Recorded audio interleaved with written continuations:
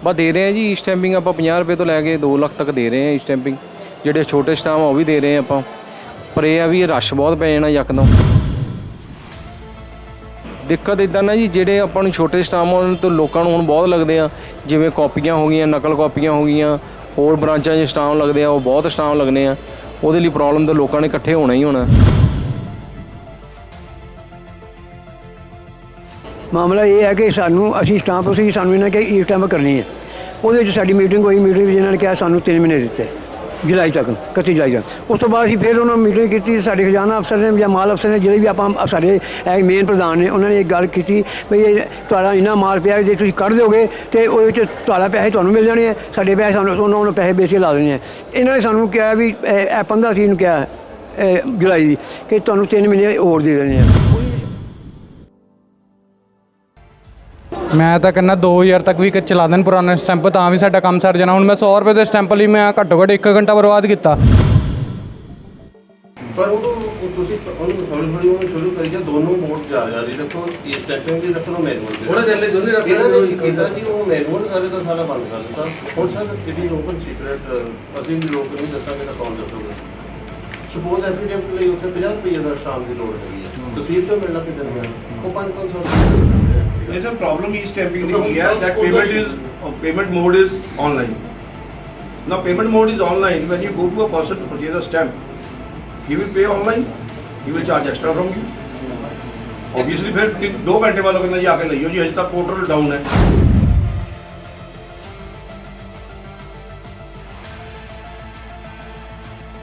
इस मैमोरेंडम बारे प्रशासन ऑलरेडी जोड़ा है FCR साहब नाल और CM साहब नाल इन टच है और फेवरेबल जो डिसीजन है इस बारे जल्दी ही आएगा।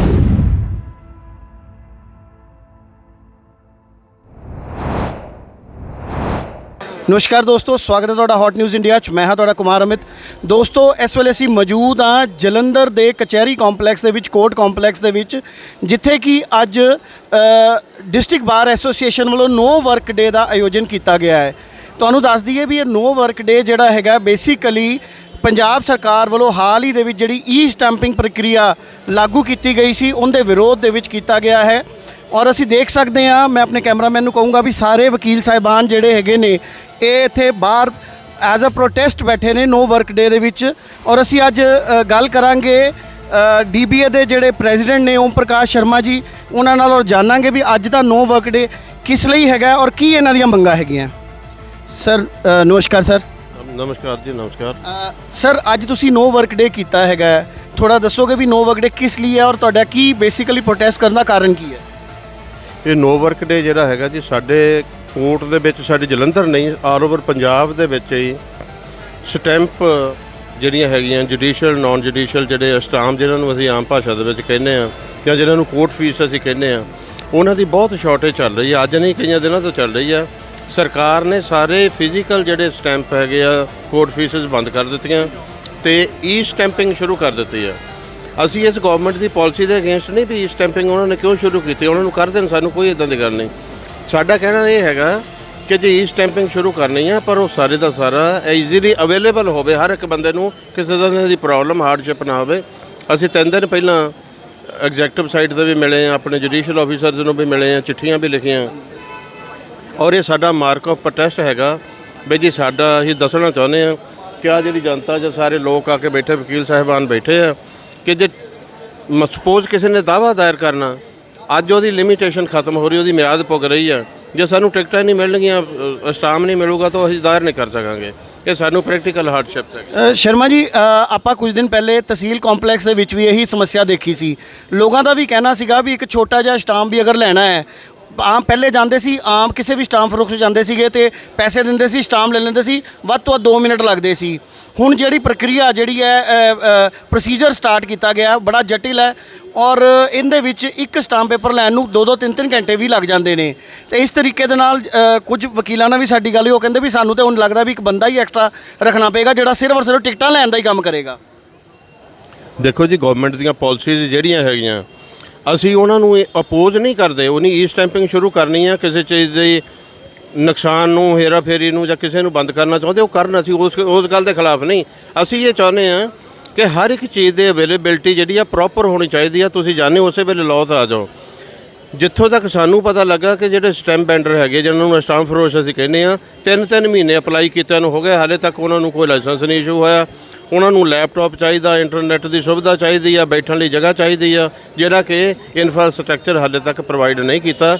ਇਹ ਸਾਰਾ ਕੁਝ ਉਹ ਕਰ ਲੈਣ ਤਾਂ ਸਾਨੂੰ ਕਿਸੇ ਤਰ੍ਹਾਂ ਦਾ ਕੋਈ ਇਤਰਾਜ਼ ਨਹੀਂ। ਉਹਨਾਂ ਦੀ ਅਵੇਲੇਬਿਲਟੀ ਹੋਵੇ।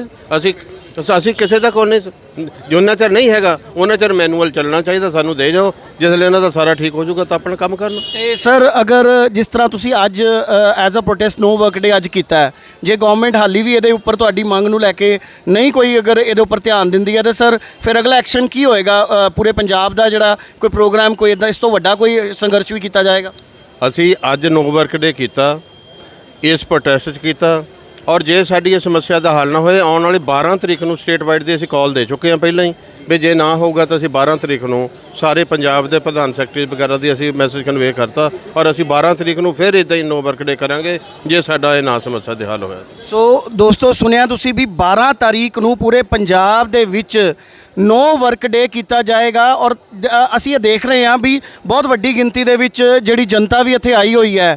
ਵਕੀਲ ਸਾਹਿਬਾਨ ਵੱਲੋਂ ਜਿਹੜਾ ਨੋ ਵਰਕ ਡੇ ਕੀਤਾ ਗਿਆ ਉਹਦੇ ਕਾਰਨ ਨੋ ਡਾਊਟ ਆਮ ਜਨਤਾ ਨੂੰ ਵੀ ਪਰੇਸ਼ਾਨੀ ਹੁੰਦੀ ਹੈ, ਪਰ ਕਿਤੇ ਨਾ ਕਿਤੇ ਇਹਦੇ ਵਿੱਚ ਸਰਕਾਰ ਦਾ ਬਹੁਤ ਵੱਡਾ ਰੋਲ ਹੈ, ਕਿਉਂਕਿ ਸਰਕਾਰ ਬਿਨਾਂ ਤਿਆਰੀ ਤੋਂ ਜਿਹੜਾ ਇਹ ਰੂਲ ਇੰਪਲੀਮੈਂਟ ਕਰ ਦਿੱਤਾ ਗਿਆ ਹੈ। ਔਰ ਇਹ ਸਾਰੇ ਪੰਜਾਬ 'ਚ ਸਮੱਸਿਆ ਦੇਖਣ ਨੂੰ ਮਿਲ ਰਹੀ ਹੈ ਕਿ ਹਾਲੀ ਸਟਾਂਪ ਫਰੋਸ਼ ਉਸ ਇੰਨੇ ਲਾਇਸੈਂਸ ਹੀ ਨਹੀਂ ਦਿੱਤੇ ਗਏ, ਔਰ ਲੋਕਾਂ ਨੂੰ ਇੱਕ ਜਿਹੜਾ ਸਟਾਂਪ ਲੈਣ ਲਈ ਜਾਂ ਟਿਕਟਾਂ ਲੈਣ ਲਈ ਉਹਨਾਂ ਨੂੰ ਘੰਟੇ ਨਹੀਂ, ਈਵਨ 2 ਦਿਨ ਦੀ ਵੀ ਵੇਟ ਕਰਨੀ ਪੈ ਰਹੀ ਹੈ। ਤੋ ਇਸ ਵੇਲੇ ਸਾਡੇ ਨਾਲ ਮੌਜੂਦ ਨੇ ਜ਼ਿਲ੍ਹਾ ਬਾਰ ਐਸੋਸੀਏਸ਼ਨ ਦੇ secretary Harshvardhan Kohli advocate. Sir ਇਹ ਜਿਹੜਾ ਮਾਮਲਾ ਜਿਹਦੇ ਕਰਕੇ ਅੱਜ ਤੁਸੀਂ ਪ੍ਰੋਟੈਸਟ ਕੀਤਾ ਹੈ ਔਰ ਨੋ ਵਰਕ ਡੇ ਕੀਤਾ ਹੈ, ਆਮ ਜਨਤਾ ਨੂੰ ਤਾਂ ਮੁਸ਼ਕਲਾਂ ਆ ਹੀ ਰਹੀਆਂ, ਵਕੀਲਾਂ ਨੂੰ ਵੀ ਕਾਫੀ ਮੁਸ਼ਕਲਾਂ ਆ ਰਹੀਆਂ, ਬਹੁਤ ਸਾਰੇ ਤੁਹਾਡੇ ਵਕੀਲ ਸਾਹਿਬਾਨ ਨੇ ਆਪਣੀ ਰਾਏ ਰੱਖੀ ਹੈ, ਤੁਹਾਡਾ ਇਸ ਮਾਮਲੇ ਲੈ ਕੇ ਕੀ ਕਹਿਣਾ ਸਰ?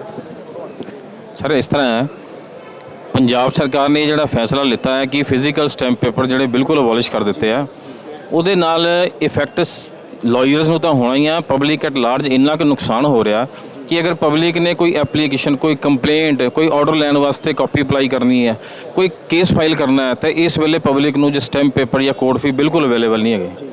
ਔਰ ਇਸ ਚੀਜ਼ ਨੂੰ ਮੁੱਦਾ ਰੱਖ ਕੇ ਅਸੀਂ ਲਾਇਰਸ ਨੇ ਅੱਜ ਨੋ ਵਰਕ ਡੇ ਰੱਖਿਆ, ਔਰ ਪੰਜਾਬ ਸਰਕਾਰ ਨੂੰ ਇਹ ਸੁੱਤੇ ਪਿਆਂ ਨੂੰ ਜਗਾਉਣ ਦੀ ਕੋਸ਼ਿਸ਼ ਕੀਤੀ ਹੈ ਕਿ ਇਹ ਜੋ ਤੁਸੀਂ ਕੰਮ ਬਿਨਾਂ ਕਿਸੇ ਵੀ ਲੀਗਲ ਬ੍ਰੇਨ ਦੀ ਹੈਲਪ ਤੋਂ ਤੁਸੀਂ ਆਰਡਰ ਪਾਸ ਕਰ ਦਿੱਤਾ, ਘੱਟੋ ਘੱਟ ਉਹਨੂੰ ਕਰਨ ਤੋਂ ਪਹਿਲਾਂ ਇਹ ਸੋਚਿਆ ਹੁੰਦਾ ਕਿ ਇਹਦਾ ਇਫੈਕਟ ਕੀ ਹੋਣਾ। ਦੇਖੋ ਅੱਜ ਤੱਕ ਸਾਡੇ ਕੋਲ ਇੰਨਾ ਇਨਫਰਾਸਟ੍ਰਕਚਰ ਨਹੀਂ ਹੈ ਕਿ ਅਸੀਂ ਆਨਲਾਈਨ ਹਰ ਚੀਜ਼ ਅਵੇਲੇਬਲ ਕਰਵਾ ਸਕੀਏ। ਆਨਲਾਈਨ ਸਿਸਟਮ ਲਈ ਬਹੁਤ ਸਾਰੇ ਥੋੜ੍ਹੇ ਲੋਕ ਹੈਗੇ ਆ ਜਿਹੜੇ ਇਹ ਸਿਸਟਮ ਨੂੰ ਜਾਣਦੇ ਆ, ਜਾਂ ਜੇ ਇਹੋ ਜਿਹੀ ਸਾਡੇ ਕੋਲ ਫੈਸਿਲਿਟੀ ਅਵੇਲੇਬਲ ਹੈਗੀ ਆ। ਅਗਰ ਅਸੀਂ ਬਿਲਕੁਲ ਹੀ ਫਿਜ਼ੀਕਲ ਸਟੈਂਪ ਪੇਪਰ ਬੰਦ ਕਰ ਦਿਆਂਗੇ ਤਾਂ ਕੋਰਟਾਂ ਦਾ ਕੰਮ ਤਾਂ ਬਿਲਕੁਲ ਬੰਦ ਹੋ ਜਾਏਗਾ। ਔਰ ਸਾਡੀ ਇਹ ਮੰਗ ਹੈ ਸਰਕਾਰ ਅੱਗੇ ਕਿ ਘੱਟੋ ਘੱਟ 10 ਰੁਪਏ ਤੋਂ ਲੈ ਕੇ 5000 ਤੱਕ ਫਿਜ਼ੀਕਲ ਸਟੈਂਪ ਪੇਪਰ ਅੱਜ ਵੀ ਮਿਲਣਾ ਚਾਹੀਦਾ, ਤਾਂ ਜੋ ਇਹ ਜਿਹੜੀ ਵਰਕਿੰਗ ਹੈਗੀ ਆ ਕੋਰਟਸ ਦੀ, ਤਹਿਸੀਲ ਕੰਪਲੈਕਸਿਸ ਦੀ, ਇਹ ਵਰਕਿੰਗ ਚੱਲਦੀ ਰਹੇ। ਅਗਰ ਇਹ ਅਵੇਲੇਬਿਲਿਟੀ ਨਹੀਂ ਹੋਗੀ ਤੇ ਅੱਜ ਪੇਪਰ ਦੇ ਵਿੱਚ ਆਇਆ ਭਾਸਕਰ ਦੇ ਵਿੱਚ ਕਿ ਕੋਰਟ ਫੀਸ ਲੈਣ ਵਾਸਤੇ ਬੈਂਕਾਂ ਦੇ ਵਿੱਚ ਲੰਬੀਆਂ ਲਾਈਨਾਂ ਲੱਗੀਆਂ, ਔਰ ਅਗਰ ਇੱਕ ਬੰਦੇ ਨੂੰ ਵੀ ਇੱਕ ਕੋਰਟ ਫੀਸ ਲੈਣਾ ਪੈਂਦਾ ਜਾਂ ਸਟੈਂਪ ਲੈਣਾ ਪੈਂਦਾ ਤਾਂ 10 ਤੋਂ 15 ਮਿੰਟ ਨੂੰ ਲੱਗਦੇ। ਅਗਰ ਇੱਕ ਬੰਦੇ ਦੇ ਕੋਲ ਜ਼ਿਆਦਾ ਡਿਮਾਂਡ ਹੋਵੇ ਤਾਂ ਦੇਖੋ ਬਾਕੀ ਦੇ ਪਿੱਛੇ ਬੰਦੇ ਜਿਹੜੇ ਸਾਰੇ ਲਾਈਨ 'ਚ ਲੱਗੇ ਰਹਿਣਗੇ, ਔਰ ਉਹਦੇ ਨਾਲ ਜਿਹੜੀ ਇਹ ਡਿਮਾਂਡ ਪੂਰੀ ਨਹੀਂ ਹੋ ਸਕਦੀ। ਸਾਡੀ ਇਹ ਰਿਕੁਐਸਟ ਹੈ ਪੰਜਾਬ ਸਰਕਾਰ ਅੱਗੇ, ਅਸੀਂ ਆਲਰੇਡੀ ਲੈਟਰ ਵੀ ਭੇਜ ਚੁੱਕੇ ਹਾਂ, ਅੱਜ ਅਸੀਂ ਡਿਪਟੀ ਕਮਿਸ਼ਨਰ ਨੂੰ ਮੈਮੋਰੈਂਡਮ ਵੀ ਦੇਵਾਂਗੇ ਇਸ ਰਿਗਾਰਡਿੰਗ, ਤਾਂ ਕਿ ਚੀਫ ਮਿਨਿਸਟਰ ਜੀ ਨੂੰ ਇਹ ਪਤਾ ਚੱਲੇ ਕਿ ਇਹ ਜਿਹੜਾ ਉਹਨਾਂ ਨੇ ਫੈਸਲਾ ਕੀਤਾ ਹੈ ਇਹ ਬੜਾ ਮੰਦਭਾਗਾ ਹੈ, ਇਹ ਜਨਤਾ ਦੇ ਖਿਲਾਫ ਫੈਸਲਾ ਹੈ। ਸੋ ਇਸ ਫੈਸਲੇ ਨੂੰ ਵਾਪਸ ਕਰਕੇ, ਰੱਦ ਕਰਕੇ ਕੋਰਟ ਫੀਸ ਜਿਹੜਾ ਘੱਟੋ ਘੱਟ 10 ਰੁਪਏ ਤੋਂ ਲੈ ਕੇ 5000 ਤੱਕ ਫਿਜ਼ੀਕਲ ਸਟੈਂਪ ਪੇਪਰ ਅਵੇਲੇਬਲ ਕਰਾਉਣ, ਕੋਰਟ ਫੀਸ ਅਵੇਲੇਬਲ ਕਰਵਾਉਣ। ਉਸ ਤੋਂ ਉੱਪਰ ਜਿਹੜਾ ਹੈਗਾ ਆ ਫਿਲਹਾਲ ਉਹ ਚਲਾਉਣ, ਜਦੋਂ ਇਹ ਸਿਸਟਮ ਬਕਾਇਦਾ ਪੂਰਾ वर्किंग ਦੇ ਵਿੱਚ ਆ ਜਾਊਗਾ ਫਿਰ ਉਹ ਇਸ ਬਾਰੇ ਸੋਚਣ। ਸਾਡੀ ਇਹੀ ਰਿਕੁਐਸਟ ਹੈ। ਥੈਂਕ ਯੂ ਜੀ ਕੇ ਅਗਨੀਹੋਤਰੀ ਜੀ।